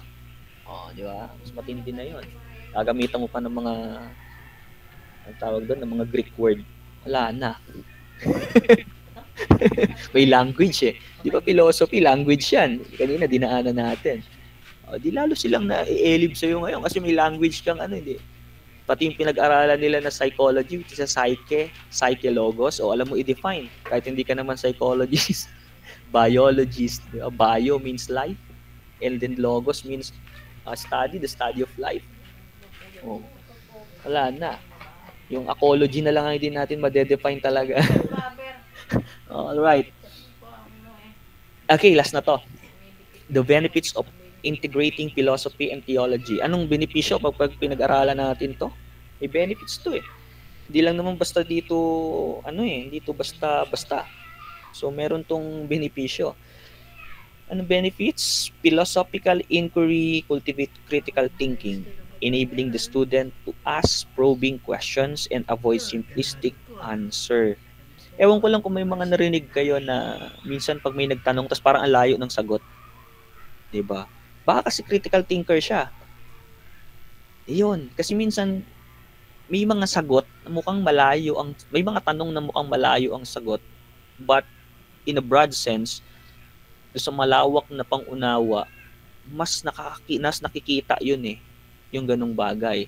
Bigyan ko kayo ng example Sabi nung isa, kung talagang mapagmahal si Lord, sabi niya, bakit? Hindi, wag na lang yun. Ganito, baka kasi madadaanan natin yun eh. Doon na lang tayo sige na nga, puntahan na rin natin. Sabi nung isa, bakit kung talagang siya ay Diyos na mapagmahal, ba't siya nag-send ng tao sa hell? I'm talking about the double predestination. I'm talking about the double predestination. Ang sagot ko diyan, kung mapagmahal si Lord, ba't siya nagtapo ng tao sa hell? Ang sagot ko diyan, simple lang eh. Actually, wala siyang tinapon sa hell kasi lahat ng tao papunta ng hell. In Genesis chapter 3, nung nagkasala si Adam and Eve, ang tao padiretso ng hell. Hindi naman palangit eh, tama? Nakapunta po ng impyerno talaga lahat ng tao eh. But because of the grace of Jesus Christ and by the finished work of Jesus Christ, lahat ng maniniwala sa Kanya at magkakaroon ng faith sa Kanya ay magkakaroon ng eternal life. So, ibig sabihin, ang predestination ng taong maniniwala ay sa langit. Ang hindi maniniwala sa impyerno. Ganun lang kasimple. So, nag-send ba si Lord ng tao sa impyerno? Bunga ng sin yun, hindi sinend yun. For the wages of sin is death. Gets? For the wages of sin is death. Hindi siya nag-send ng tao doon, yung tao ang kusang pumunta doon. Diba? Ganun siya, critical thinking, mga pastors. So the students enabled to ask probing questions, yan yung isa sa benefits. Kailangan pa nag-isip tayo, malalim yung hugot. Saan nakukuha? Again, yung kaninang approach, analytical approach, epistemology in theology. Meaning, dapat broad yung reading mo, broad yung research mo, broad yung wide yung research, yung readings mo. Talaga nagbabasa ka ng mga books, not only the Bible, but books. Eka nga, book lover. Nagbabasa ka ng mga articles, nagtatanong ka sa mga mentors, nag-aaral, yan ang kailangan. To gain more knowledge. And wisdom naman, anyway, the difference between knowledge and wisdom, knowledge is acquiring through books, through study, ganun. But wisdom is the application of knowledge. How do we apply the knowledge? Ang tawag doon wisdom. Okay? So kasi kapag hindi natin i-apply, wala tayong wisdom. Wala tayong wisdom. Kaya may nagtanong sa akin, paano po magluto ng adobo? Magluto ng adobo ganito. Kumuha ka ng kaldero, lagyan mo ng sibuyas, lagyan mo bawang, lagyan mo ng igisa mo yan, lagyan mo manok, diba gano'n? Okay, lagyan mo ng toyo, suka, ganyan. Process yun. Yun yung knowledge. Pero kung paano mo lutuin yung output, yung lasa, paano mo execute, tawag doon wisdom. Doon na marami bumabagsak. Okay? Next. Engaging with philosophical ideas help in gaining a deeper and more understanding of theological doctrines.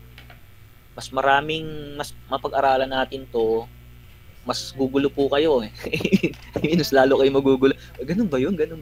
Again, kapag may narinig po kayo sa akin bago, i-research nyo siya, hanapin nyo siya, aralin nyo siya, tignan nyo po kung paano, ano yun.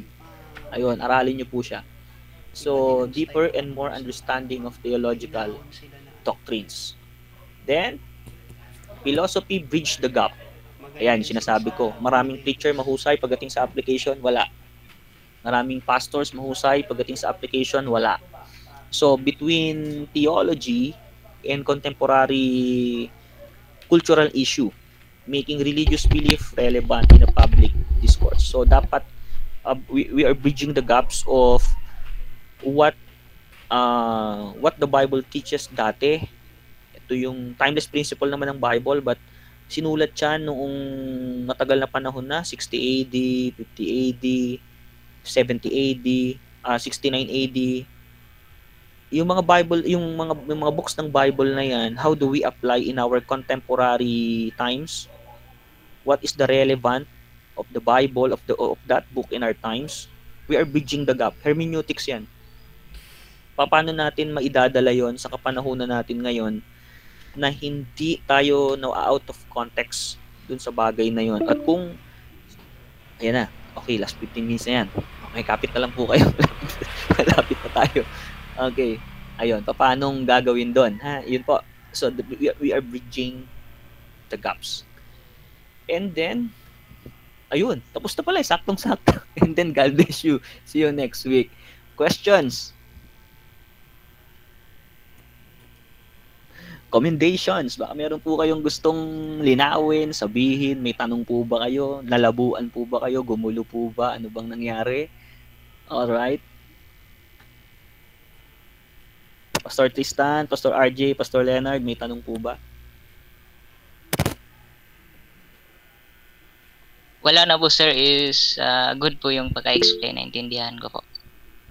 Okay, thank you po, Pastor. Pastor Tristan?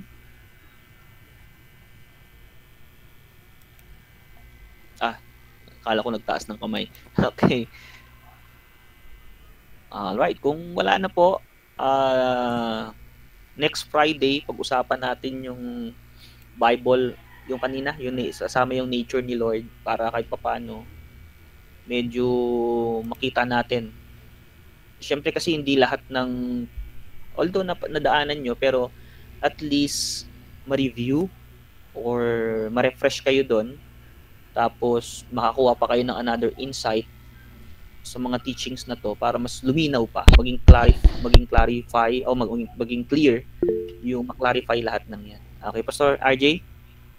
Sir, may PDF file po ba kayo tong regarding po sa lesson natin?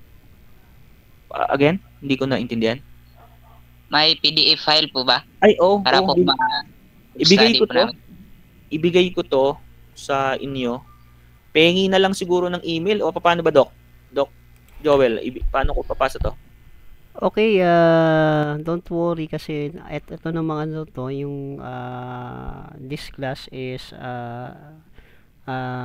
recorded. So sa YouTube pwede natin tong mapanood. So may replay pwede niyo screenshot. Naka-YouTube pala to. Talaga si Doc, ni-record talaga.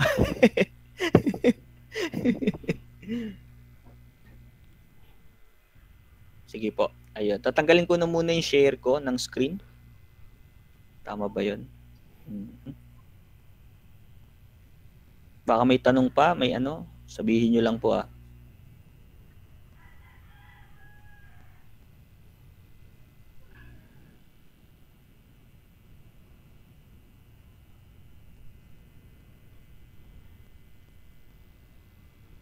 Ayun.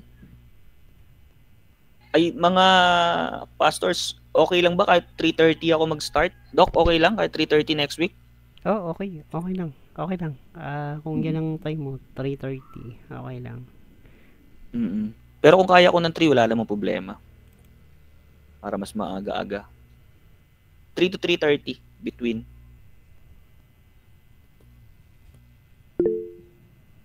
Sige po, Pastor. Pastor. Magandang hapon po, Doc. Pasensya muna, medyo maingay dito.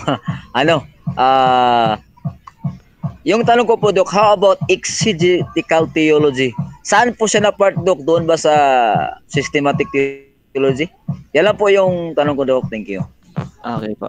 Pag sinabi po kasi natin exegetical theology, siya po ay method. Exegesis po yan, papasok. Pinapalitaw natin yung laman ng Bible.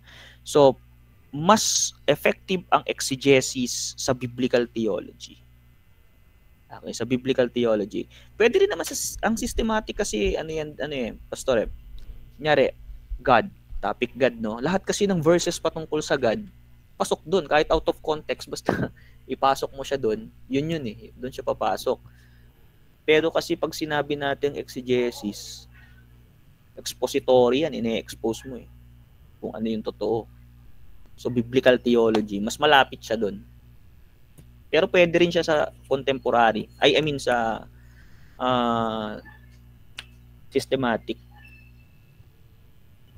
theology. Kasi meron, 'di ba, meron 'yan eisegesis tsaka exegesis.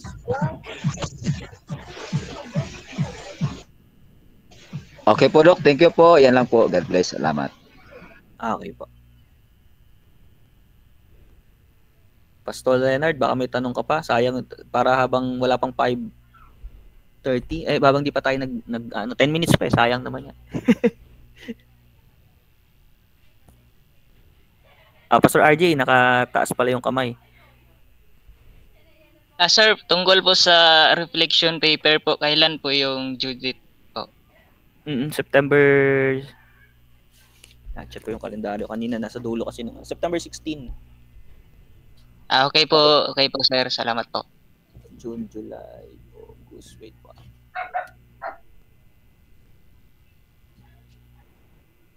September 13 po pala, Pastor. September 13.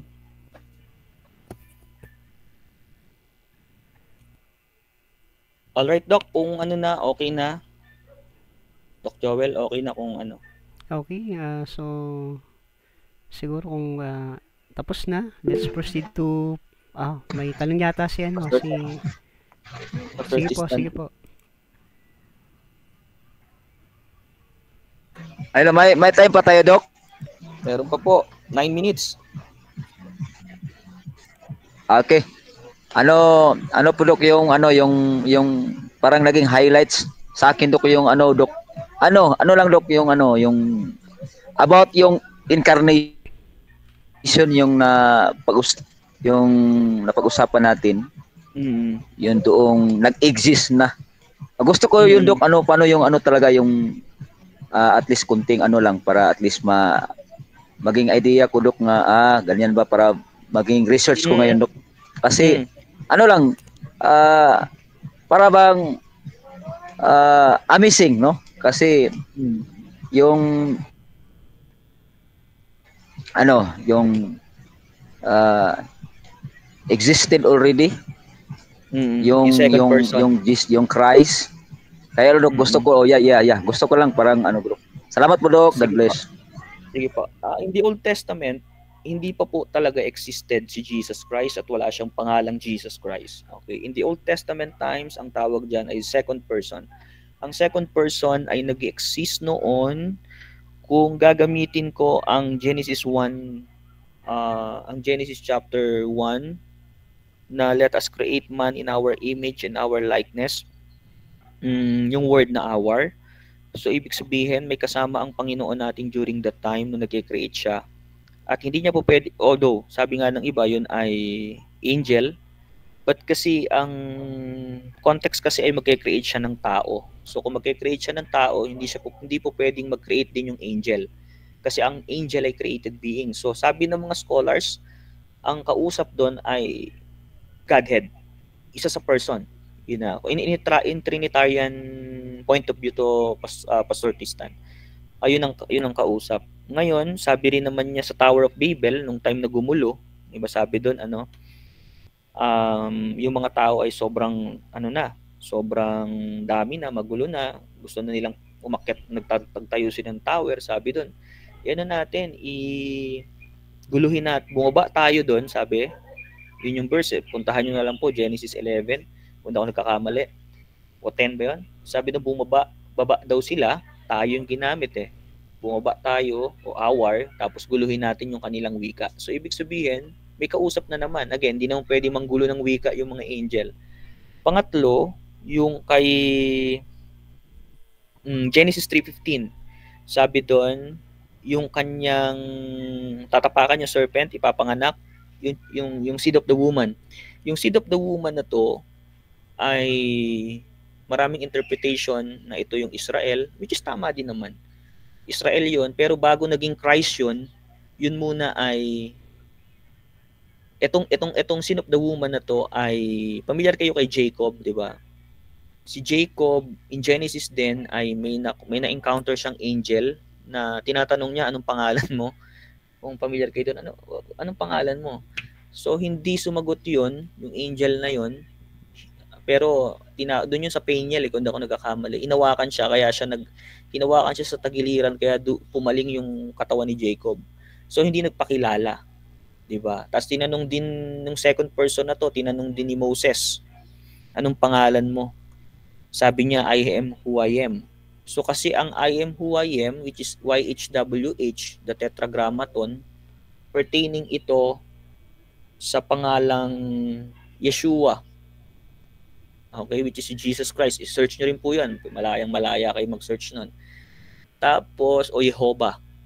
Tapos, in Isaiah, sinabi doon manganganak ang isang birhen, 'di ba? Manganganak ang isang birhen in Isaiah chapter 7 na ipapanganak yung ito ay makapangyarihang Diyos, walang hanggang Ama at prinsipe ng kapayapaan, which is Jesus Christ is the Father of all creation.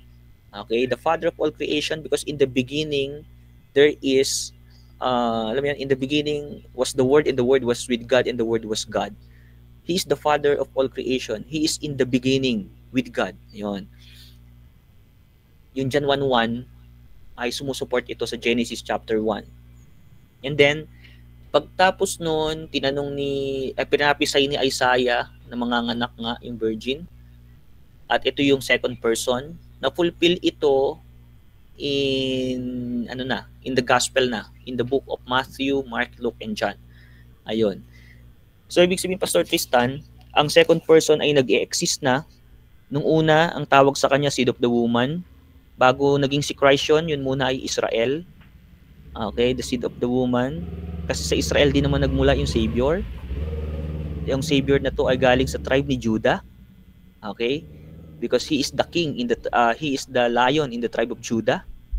And then, pumasok ito pagdating ng gospel.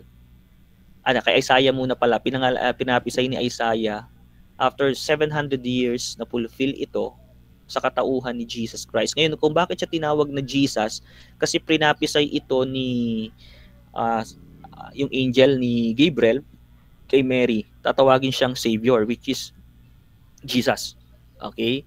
And then the Christ itself, Christos in Greek and Hamashiach in Hebrew, which means anointed one na ang Diyos ang nag-anoint sa kanya according sa Acts. Kaya siya tinawag na anointed one o na Christ. Siya yung inanoint ng Diyos. Pag sinabi nating anointed one kasi, pinili ng Diyos na maging tagapagligtas. Kaya ang meaning ng Jesus Christ is God chosen by God to become our Savior. Kasi meaning ng Christ, ng Jesus is Savior. Meaning ng Christ is anointed one or chosen by God. Di ba? Na maging Savior. Kaya wala tayong ibang Savior kundi si Jesus Christ. Kasi when we say Jesus Christ, it means Jesus is our Savior. Ayun. Kaya, okay po, Doc. Pastor, salamat po. Very nice answer and good answer. Thank you po, Doc. God bless. Salamat. Po. Dagdag ko na lang rin, Pastor, para solid tayo. Yung kabuuang biblical theology from Genesis to Revelation, kung titignan niyan, isa na lang talaga yung ni Lord, yung pinaka ni Lord dyan, message. Ang message lang ni Lord ay i-save yung people niya. Yun na lang yun. Mahal niya yung mga tao na niligtas niya sa kapahamakan. Yan, Pas. Okay po, Doc. Salamat po, Dr. Ray. Thank you po. Good answer and beautiful answer po. Salamat. God bless. Thank you. Thank you po. Doc Joel, okay na po. Okay, so siguro end na lang po tayo ng prayer. I-lead nyo na rin po, Doc Ray. Sige po. Sige po, tayo manalangin. Dakilang Ama, pinapasalamatan namin yung mga napag-usapan po namin ngayon. Continue to give us knowledge, wisdom, understanding, O God. I-bless mo patuloy, Lord, ang mga students, ang mga pastors na nag-aaral po ngayon dito sa ICTC. Bless mo rin ang Doc Joel, Panginoon, sa pangunguna po ng school. I-bless mo, Panginoon, yung mga magiging upcoming students pa, yung mga makukuha pa, Panginoon, upang mag-aral po ng mga salita. Iingatan mo po kami sa aming paghiwa-hiwalay dito sa online. Magkikita-kita po kami next Friday. Pagpalain mo, Lord, maging yung mga kapatid namin, yung mga members ng bawat iglesia, pati yung mga asawa at saka mga magulang na meron po kami. Maraming salamat sa iyo po, ang papuri sa pangalan ni Jesus. Amen. Amen.